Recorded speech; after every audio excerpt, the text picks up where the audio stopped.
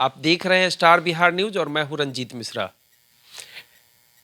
शिक्षा के क्षेत्र में बिहार कितना आगे बढ़ा है, शिक्षा के मुद्दे पर जो चर्चा होती है बिहार में, उसको लेकर हम बात करने के लिए पहुंचे हैं प्रदेश भाजपा के शिक्षक प्रकोष्ठ के संयोजक प्रोफेसर डॉक्टर अनिल कुमार सिन्हा जी के पास। सर, पहले तो आपका स्टार बिहार न्यूज में बहुत बहुत स्वागत है। बहुत बहुत धन्यवाद और आपका भी हमारे कॉलेज परिसर में आपका भी बहुत बहुत स्वागत है। सर, एसएलके कॉलेज सीतामढ़ी के प्राचार्य हैं और इनसे हम बात करेंगे। सर, बिहार में शिक्षा व्यवस्था को लेकर शिक्षक नाराज रहते हैं सरकार से बराबर, क्या कहना चाहेंगे इस पर? देखिए, ऐसा है कि वर्तमान की व्यवस्था कोई एक दिन में नहीं बनी है।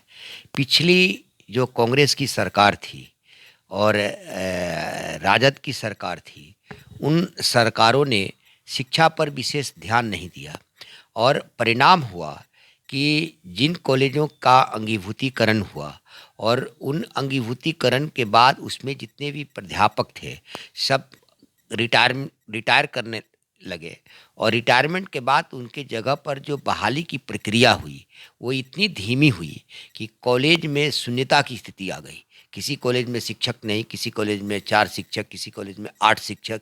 इस कारण से एक परिस्थिति इस निर्माण हुई जिसमें कॉलेजों में छात्रों की संख्या कम हो गई और आज परिणाम यह है कि पूरे बिहार इस दंश से जूझ रहा है कि कॉलेज में छात्रों का आना जाना कम हो गया है और कोरोना काल में तो और ही विचित्र स्थिति है।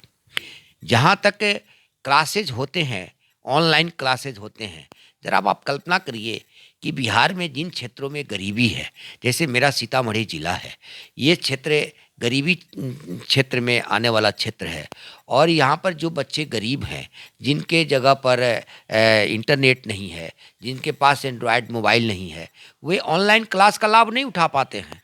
तो हम चाह कर के भी उन तक पहुँच नहीं पाते हैं और क्लास जो होना चाहिए कॉलेज कैंपस के अंदर वह भी नहीं हो पा रहा है।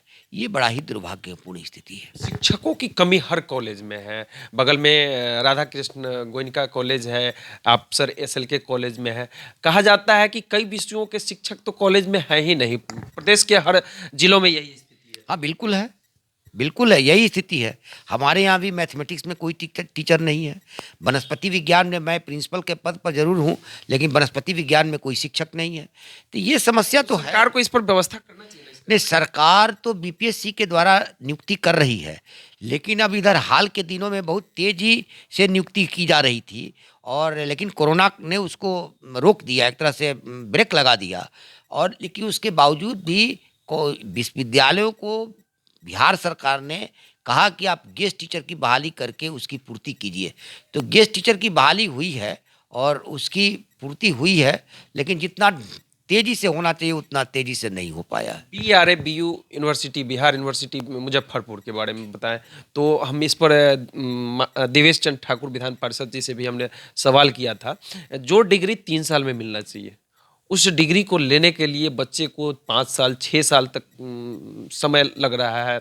मतलब कह सकते हैं उन बच्चों का करियर बर्बाद हो रहा है। इस पर क्या सरकार को एक्शन नहीं लेना चाहिए? देखिए, सरकार तो प्रयासरत है और विश्वविद्यालय भी प्रयासरत है और ये जो कोरोना काल आया जिसके कारण पूरे शिक्षा व्यवस्था को तहस-नहस कर दिया। इससे पहले से ही ये व्यवस्था है सर। बिहार यूनिवर्सिटी के बारे में तो मतलब 5-7 साल से यही हाल है। नहीं, 1 साल लेट है सेशन, 1 साल 1.5 साल लेट है, लेकिन अभी तो इसके कारण और उसको भी दूर करने का प्रयास बिहार विश्वविद्यालय के कुलपति महोदय द्वारा किया जा रहा है। इसीलिए अभी एक परीक्षा हुई है, दूसरी परीक्षा हुई है, फिर तीसरी परीक्षा भी होगी। तो ये प्रयास चल रहा है, लेकिन जितनी तेज़ी से प्रयास चलना चाहिए वो तेज़ी अभी नहीं हो पा रहा है। इसका कारण जो भी हो, कोरोना भी हो सकता है और जो भी हो, मैंने मुख्य रूप से कोरोना काल तो है ही। अब कई चीज़ों की व्यवस्थाएं टूट गई हैं कोरोना काल में और हम लोग जीवन के साथ खिलवाड़ नहीं करना चाहते हैं, इसलिए बच्चों को भी अधिक से अधिक संख्या में कॉलेज में नहीं बुलाना चाहते हैं। वित्त रहित कॉलेज के बारे में, वहाँ कई सालों से मतलब जो ग्रांट मिलना चाहिए कॉलेजों को वो सब मिला ही नहीं। तो सरकार इस पर क्या कर रही है? देखिए, ये तो नासूर है और बड़े ही दुर्भाग्यपूर्ण स्थिति है। इसलिए दुर्भाग्यपूर्ण स्थिति है कि कभी भी वित्त रहित शिक्षा के द्वारा निकले हुए छात्र आज बड़े बड़े ओहदे पर कार्यरत हैं और उनको जो सम्मान मिलना चाहिए वो मिलता है। लेकिन जिन शिक्षकों ने पढ़ा करके उनको उस स्थान पर भेजने का काम किया, उन शिक्षकों की कितनी बुरी स्थिति है आपने देखा होगा कि उसकी मैं कल्पना नहीं करना चाहता हूँ। कई परिवार ऐसे हैं जिनको दाने दाने तौर पर जी, ऐसी भी स्थिति है। और इसमें क्या है कि मैं कुछ एक तो ब्यूरोक्रेट्स का को भी दोषी देता मानता हूँ, इसलिए कि सरकार ने व्यवस्था बनाई कि जो भी एफिलिएटेड कॉलेज हैं जिनको भी मान्यता मिली हुई है इंटर काउंसिल से, उनको हम परीक्षा फल के आधार पर उनको हम मानदेय देंगे, तो दे भी रही थी। लेकिन फिर इधर जो है वो मैंने कहा कि ब्यूरोक्रेट से कारण जो है यूजीसी के द्वारा जो पैसा आता था तो वो भी कई सालों से नहीं, अभी तो पैसा आ रहा है। तो यूजीसी तो बिहार गवर्नमेंट को भेजती है पैसा, बिहार गवर्नमेंट फिर देती है जो वित्त रहित विश्वविद्यालय के हैं उनको। लेकिन विश्वविद्यालय में जो वित्त रहित है उनको अभी कोई वेतन तो दिया नहीं जाता है। तो ये दुर्भाग्यपूर्ण स्थिति है। इसलिए मैं सरकार से भी मांग करता हूँ, चाहे मेरी सरकार हो चाहे वो किसी की भी सरकार में है सर, आप भाजपा के प्रदेश संयोजक हैं शिक्षक प्रकोष्ठ के, तो आप आवाज उठाते रहते हैं। निश्चित रूप से आवाज़ उठाते हैं। और यह वित्त रहित शिक्षा हमारे लिए कलंक है। और जहाँ पर एक तरफ शिक्षा को जन जन तक पहुँचाने का प्रयास चल रहा है, डिग्री कॉलेज और इंटर कॉलेज को खोलने की बात आ रही है और खोला भी जा रहा है। फिर नई शिक्षा नीति के तहत इसको सर्वव्यापी बनाने का प्रयास चल रहा है। उस स्थिति में ये जो वित्त रहित शिक्षा है यह निश्चित रूप से एक कलंक है और इसको हर हालत में दूर करने का प्रयास करना चाहिए। मैं इतना ज़रूर मानता हूँ कि जितना सरकार प्रयास करना चाहती है, लेकिन मामला कहीं ना कहीं इतना उलझ जाता है कि सरकार उसको दूर नहीं कर पाती है।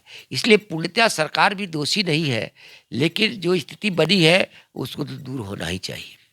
तो ये थे हमारे साथ प्रदेश भाजपा के शिक्षक प्रकोष्ठ के संयोजक, वहीं सीतामढ़ी एसएलके कॉलेज के प्राचार्य professor doctor Anil Kumar Sinha sir, हमसे जुड़ने के लिए बहुत बहुत धन्यवाद। आपको भी बहुत बहुत धन्यवाद। आपको आभार व्यक्त करता हूं और साथ ही गणतंत्र दिवस की हार्दिक शुभकामना व्यक्त करता हूं।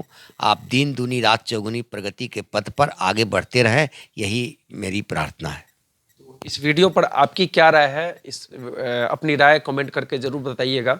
इस वीडियो को यूट्यूब के माध्यम से देख रहे हैं तो चैनल को सब्सक्राइब कीजिएगा, फेसबुक के माध्यम से देख रहे हैं तो पेज को लाइक कीजिएगा। बहुत बहुत धन्यवाद।